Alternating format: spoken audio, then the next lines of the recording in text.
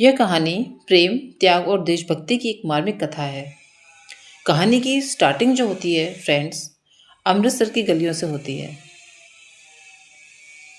एक बार एक छोटा सा लड़का तांगे में बैठा होता है। रास्ते में उसकी मुलाकात एक छोटी सी लड़की से होती है और दोनों के बीच हल्की फुल्की नोकझोंक होती है। लड़की उससे पूछती है, तुम मुझसे प्यार करोगे? लड़का मजाक में जवाब देता है, लेकिन लड़की गंभीर होकर कहती है, जब तुम बड़े हो जाओ और फौज में जाओगे तो मुझे भूल मत जाना। यह यही वह पल है जो लड़के के दिल में हमेशा के लिए बस जाता है। समय बदलता है। लड़का बड़ा होकर भारतीय सेना में भर्ती हो जाता है। अब वह सिपाही है और प्रथम विश्व युद्ध के समय फ्रांस की लड़ाई में भेजा जाता है।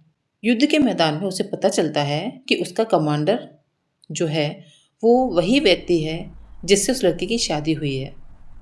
ये जानकर सिपाही भीतर ही भीतर इमोशन से भर जाता है, लेकिन वह कहता कुछ नहीं है किसी से।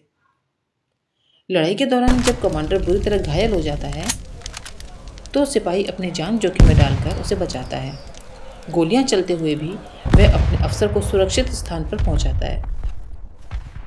घायल अवस्था में वह सिपाही कहता है, उसने कहा था, यानी उसने उस लड़की से किए गए बचपन के वचन को निभाया। उसने अपने प्रेम को कभी शब्दों में नहीं बदला, बल्कि अपने त्याग से उसे साबित किया।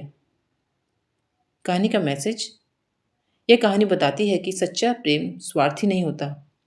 वह त्याग, सम्मान और कर्तव्य से जुड़ा होता है। उसने कहा था, केवल प्रेम कहानी नहीं बल्कि निस्वार्थ प्रेम और वीरता की मिसाल है। तो आपको ये कहानी कैसी लगी? अगर आपको कहानी ने टच किया है, कहानी आपको अच्छी लगी है, तो मुझे कमेंट में ज़रूर बताएं। और आप किस तरीके की कहानी सुनना चाहेंगे मुझे ये भी बताएं।